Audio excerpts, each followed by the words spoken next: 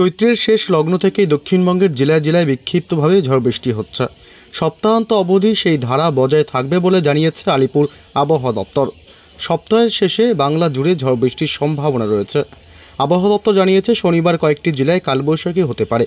বৃষ্টির সঙ্গেই নামবে তাপমাত্রাও। বিক্ষিপ্তভাবে শনিবার ঝড় বৃষ্টির পরিমাণ বাড়বে। কলকাতা, হাওড়া, হুগলি সহ দক্ষিণবঙ্গের প্রত্যেকটি জেলাতেই বজ্র বিদ্যুৎ সহ অল্প বৃষ্টি হতে পারে। সেই সঙ্গেই বইতে পারে 30 থেকে 50 কিলোমিটার বেগে ঝোড়ো হাওয়া। আবহাওয়া দপ্তর জানিয়েছে বাঁকুড়া, বীরভূম, পুরুলিয়া এবং পশ্চিম বর্ধমানে বজ্র বিদ্যুৎ সহ বৃষ্টির পাশাপাশি ঝড়ের পরিমাণ খানিকটা বেশি থাকতে পারে। দোসর হতে পারে 60 কিলোমিটার বেগে দমকা হাওয়া। দু একটি জায়গায় বিক্ষিপ্তভাবে কালবৈশাখী ঝড় হতে পারে। আবহাওয়া দপ্তর জানিয়েছে দক্ষিণবঙ্গের প্রত্যেকটি জেলায় বৃষ্টির পাশাপাশি ঘন্টায় 30 থেকে সর্বোচ্চ 50 কিলোমিটার বেগে ঝোড়ো হাওয়া বইতে পারে।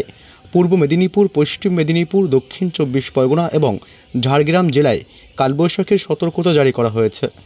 শনিবার এবং রবিবার বজায় থাকবে ঝড় বৃষ্টির এই সিলসিলা। শনিবার পূর্ব মেদিনীপুর, পশ্চিম মেদিনীপুর, দক্ষিণ 24 পরগনা, পুরুলিয়া এবং ঝাড়গ্রামে বজ্র বিদ্যুৎ সহ ঝড় বৃষ্টির হওয়ার সম্ভাবনা বেশি। এরপরেও দক্ষিণবঙ্গে বিক্ষিপ্তভাবে বর্ষণের পূর্বাভাস রয়েছে, তবে প্রভাব অনেকটাই কমবে। রবিবার নদিয়া, মুর্শিদাবাদ এবং বীরভূমে অল্প ঝড় বৃষ্টি হতে পারে। আবহাওয়া দপ্তর জানিয়েছে ঝড় বৃষ্টির জেরে তাপমাত্রা সামান্য কমবে, তবে বড়সড় কোনো বদল আসবে না আবহাওয়ায়। এরপর রোদ উঠলে ফের তাপমাত্রাও বৃদ্ধি পাবে। দক্ষিণবঙ্গের পাশাপাশি উত্তরবঙ্গের প্রত্যেকটি জেলাতেও ঝড় বৃষ্টির পূর্বাভাস রয়েছে আগামী 24 ঘন্টায়। বজ্র বিদ্যুৎ সহ অল্প বিস্তর বৃষ্টি, সাথে 40 থেকে সর্বোচ্চ 50 কিলোমিটার বেগে দমকা ঝোড়ো হাওয়া বইতে পারে। দুই দিনাজপুর এবং মালদায় ঝড় বৃষ্টি হওয়ার সম্ভাবনা বেশি।